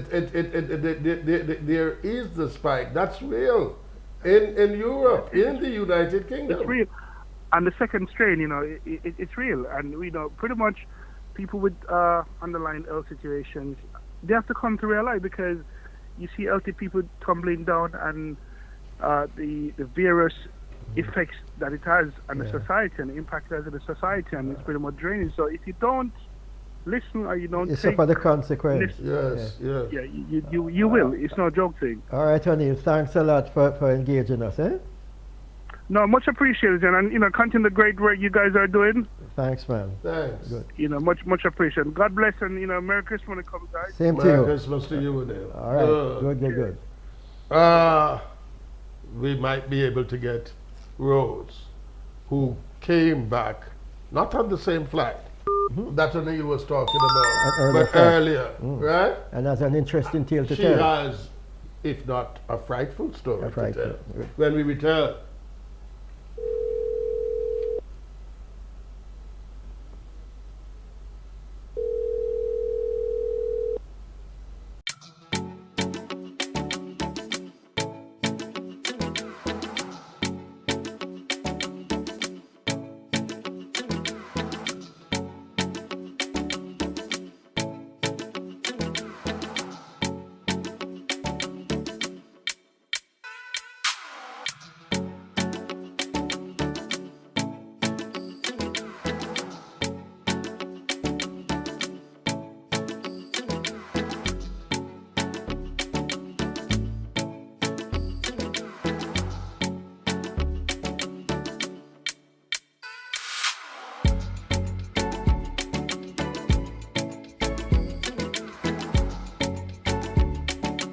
Yeah. All right. We found her, right? Yes. Rose from England, right? Live and direct. Living in the United Kingdom for over what, 25 years now? 22 years. Wow. For 22 years. She's here on vacation, with tomorrow being the last day of our 14-day quarantine, no? Yeah. All right. I want you to tell me, as only Rose can tell us, the trip here. The trip here? Yes. Coming to Jamaica. The trip coming to Jamaica. Coming from Jamaica, it was. It was a trip. It was a trip. Yes, tell us Because about what it. you expected to happen, it didn't happen. It's all of that. When you come to the airport, what teacher would have tested us? I have a thing on my phone that tell you if you're near COVID, and it was going off. It was going off at the time plane at the front seat. Hello? Yeah. Yeah, hello, Are you Rose? hearing me? Yes. Are you hearing me? Yes, we're hearing you You now. say you have a thing on the phone. Yes, you said you have a thing on the phone. You have an app on the phone? Yeah, that's if you're near somebody who's having COVID, you see a red flag go up. I say, be careful. Yeah, it tell you that. So I was seeing that there were 3 flags going up at the front of the plane. I was at the back of the plane, so I don't move from my seat. I don't even go to the. You didn't even go to the bathroom? The room, yes. We seem to have lost you again. Hello? Hello? Rose? Bad position. Yes, Me and write up a. Okay, all right. Download the form. Rose, hold on. Hold on, Rose. You have got to stay where you are now. Because where you are now, we can hear you perfectly. So you were telling us that you didn't even get to the up room, yes. to go to the loo. So all right. So what else was happening on the flight? What was happening on the flight? Yes. Nothing, because nobody tests you. You just from Thailand to the plane is full, but the only thing that they was doing social distancing is nobody took you to the loo. Nobody took. You're in and out again. Oh, you're in and out again. Hello? Hello. All right. We'll get back to Rose.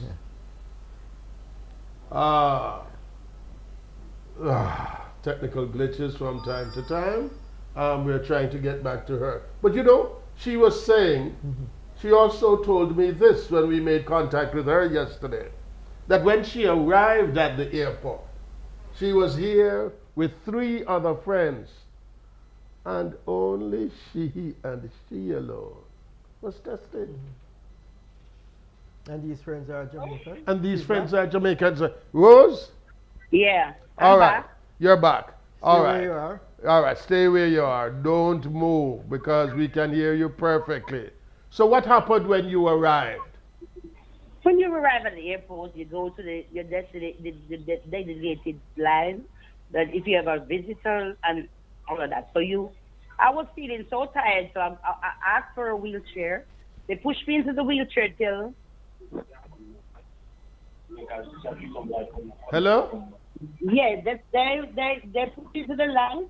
When you go to customs, they make you form this long line. The only purpose of the line is to write your name on it. Write your name on a piece of paper. I was sharing with Stratton how you said that you came with 3 other friends, but you alone got tested. Yeah, not me alone got tested. Me alone, they call every morning to do my temperature and to do all of that. Nobody, none of the rest of people that come with me, none of them didn't get tested. Didn't get any call for check their temperature. Yesterday, they finally called one of them and asking them for temperature. That is the 12 days from to enter the UK. And you still 12 days and they're here, and it was the first time that they were called for their temperature. Yes. But they called me. They called my sister, because my sister is a health nurse, maybe her name and her telephone number, went into the system. So that is the reason why they keep calling me and calling her and tested and say to give them the temperature. And on my phone, it was saying I must report my temperature to them and submit it to them. That's the only thing that's happening. I want to ask you this question, Rose. You know about the new strain in the United Kingdom. You know about the new strain in England. You have been hearing about it. You know London is locked down again virtually. How are Jamaicans responding to the news? Are we behaving ourselves? Yeah, it's very good here. I'm telling you, it's very good here. Only the thing. No, no, I'm talking about in the United Kingdom. Are Jamaicans behaving? Yeah. I'll be honest. The same thing we do. We hide and keep the party also and all of that. You know, sometimes we can't be tamed because we're a wild people and we love to party. Yeah. So we hide and keep the party, but So sometimes you guys hide and keep the party. yes, Confession will get you everywhere. yes. I'm Any, telling you. any intervention from the police at any of these parties, and what are the Yes, results? the police come and lock us off and all of that. Because you know I'm a security, I still do the work and hide and keep the party, the phone headphone party. Okay, come follow me, yeah? That's right. Yeah. So, but you are keeping a low profile here now. You're not hiding and going to the parties. You're behaving. No, I'm in the country. I am being such a good person. I think all the strain and everything has just come down on me. I just sleep and eat and have fun. In the bed, I do some knitting. I'm a perfect old lady now. I'm knitting and relaxing and to get the strain. I don't want to even hear the news about UK until all this is done. Okay. Oh my God. I don't even know when I'm going back. This is paradise. Yes. Later. All right, Rose. Thanks for talking to us. You hear? Okay. Good, good, good, good. Bye. Bye, I can bye. sing Rambling Rose. More than rambling, Rose. It's revealing, though, eh? Right? Yeah, Our and when the comp- people our- have spoken. What's impulsive about us? What's compulsive about us? Watching the news, TVJ news last night, hearing vendors from downtown Kingston. One lady remarking, "Me not really believe it, cause every day we sneeze from one another, and every day we cough from one another, and we're still all right." So these are all the contending forces. Hey, real chat. Back in a moment.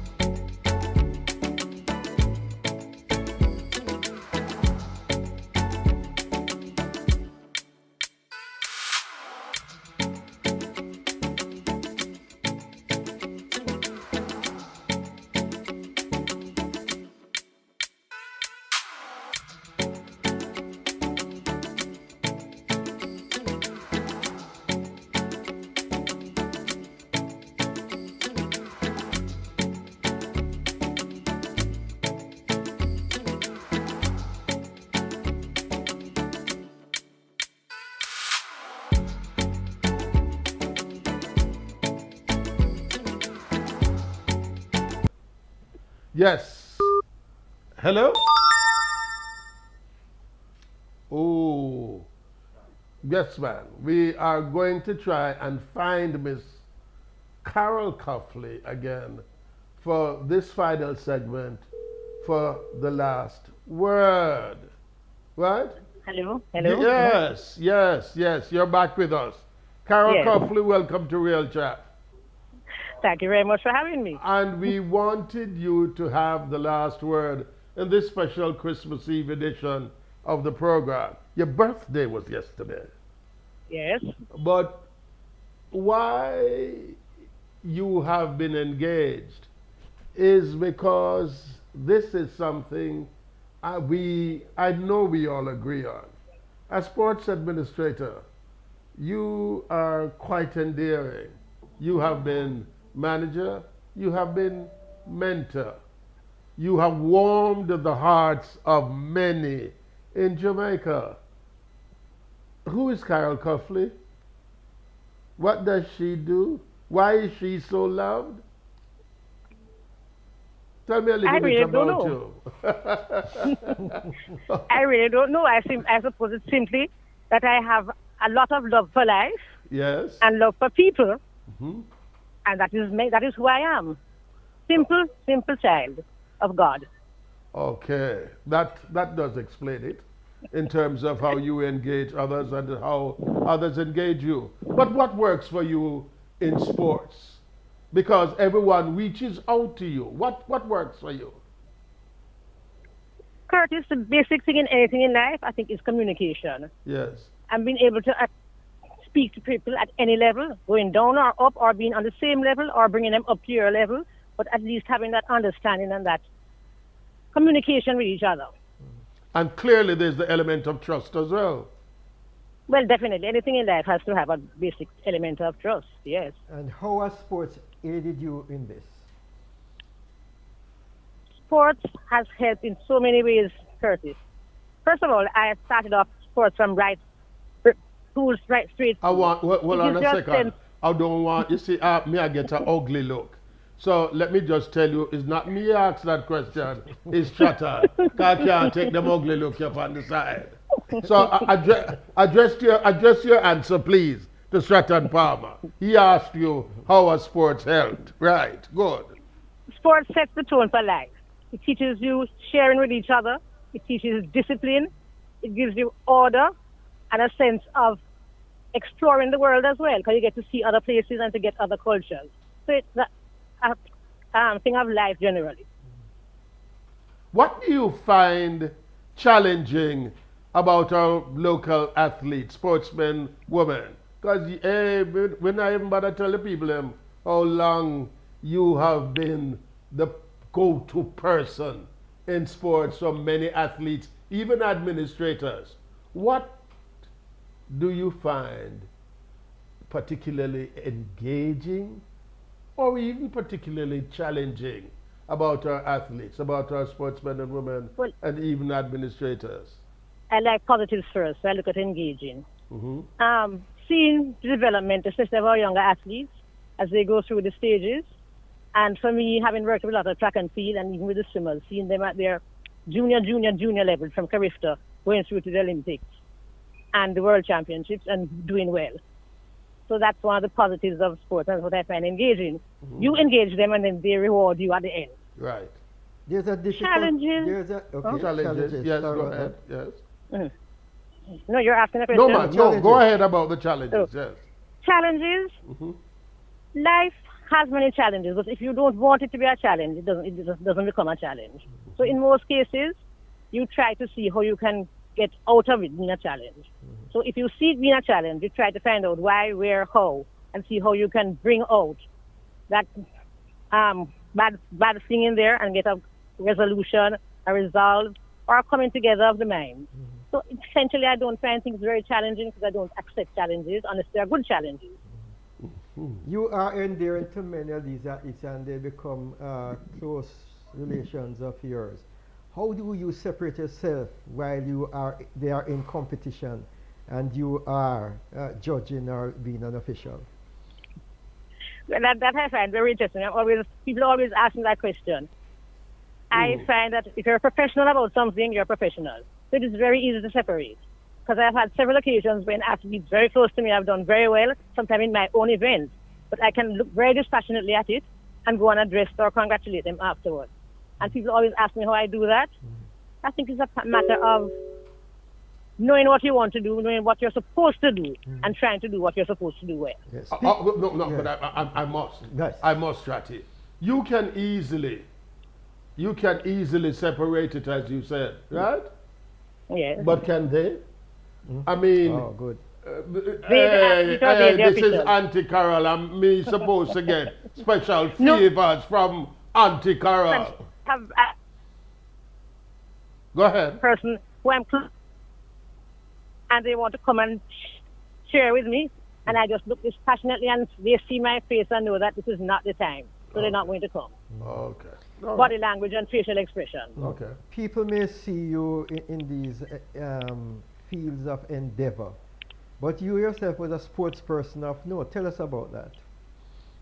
Well, I dabbled, but I played national junior netball, and I played hockey for Jamaica. Both as a player, then I was also an administrator for hockey, and I also did all Jamaica junior lawn tennis. So those are the three that I did at a very high level. But at school, I played all sports. And you caused a particular school to close down because everybody wanted to come to Champs to watch you. And I'm going to tell you something. I know Miss Coughlin while at the Daily News. Cool. Yes, yes. So Come to them, you could only- I'm going to say nothing more because it's going to take tales out of school about me age and all them sort of things. Exactly. But, exactly. but what is remarkable, and let's be serious about it, right? As we wrap up, because the producers also throw a stone power now. But over the years, you have maintained the same persona. You are respected, you're loved, but respected, right? I mean, everybody knows the borders, regardless of how gregarious you can be, right? And this is you. This is what is so unique about you, though, because over the years, so many folks, they change, right? Carol Coughlin is about consistency in terms of her engagement and in terms of the mark she consistently makes. Eh? That is the truth. That's the observation. I'm consistent in ways. I don't get fat neither. Sure, you see? Me no want nobody poke nothing from the Step with you. Let me tell you something. You have so much to pass on to present administrators, I must tell you. Right? You can't keep your work and how you excel quiet. It's not right.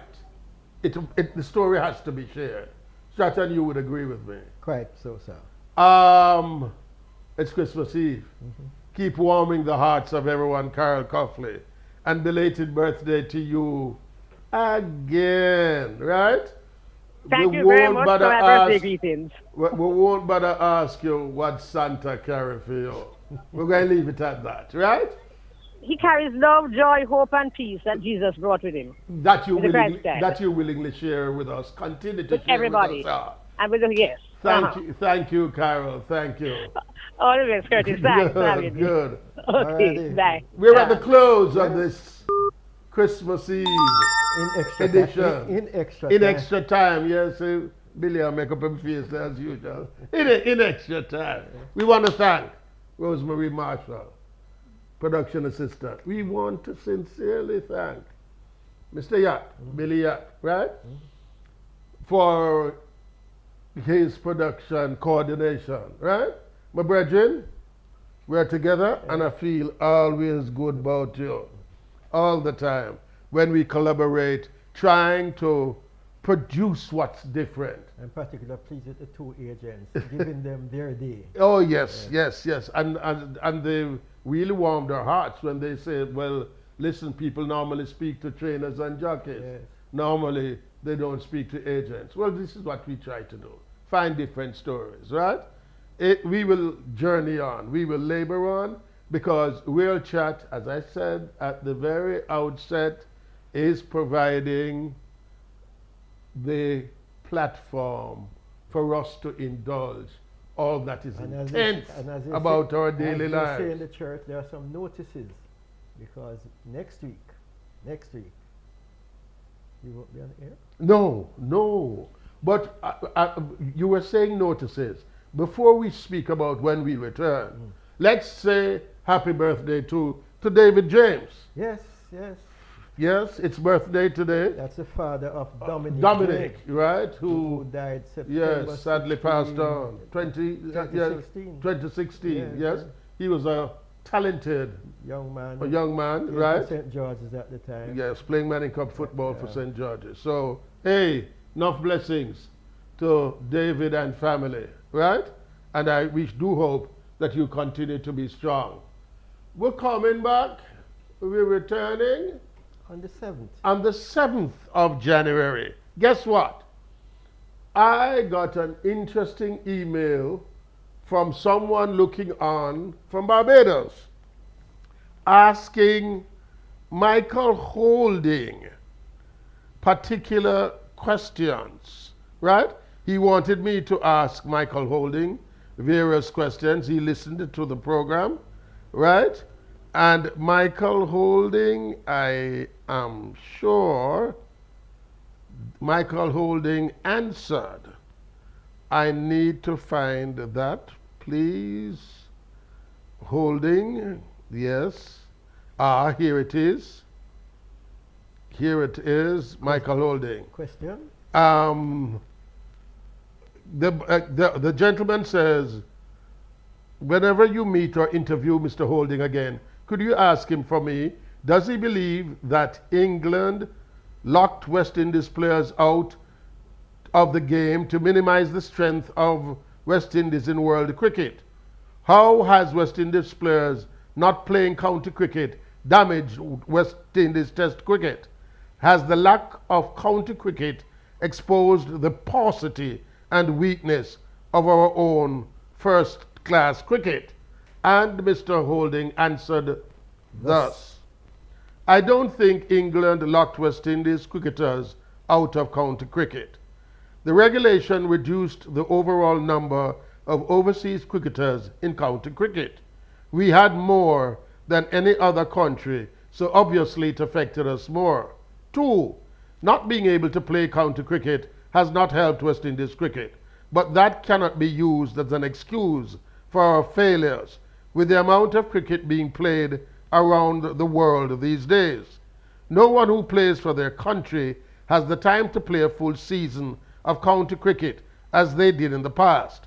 That means counties sign short-term contracts, I beg your pardon, with overseas cricketers, and that naturally means they would sign only the very best available. If you look at the signing long-term, they're usually recently retired cricketers. And he goes on. But that's interesting, eh? Very interesting. 797, and we'll put it up when we return on January the 7th. The number 876-797-3669. You may WhatsApp your queries, and we will read them and so on. And there are going to be some new features too when we return. Have a Merry Christmas. Enjoy yourself. Social distance, please. Nobody sit down and just broke so in the living room and go on and chat loud in one another face. Don't be like what the vendor says. Eh? Sneeze from one another and cough. No, not do it. Please be safe, right? Because we want every one of you to be joining us again for real chat. Sports chat? Any chat. Chat your chat, real chat. Back in the new year. Thank you all very much. See you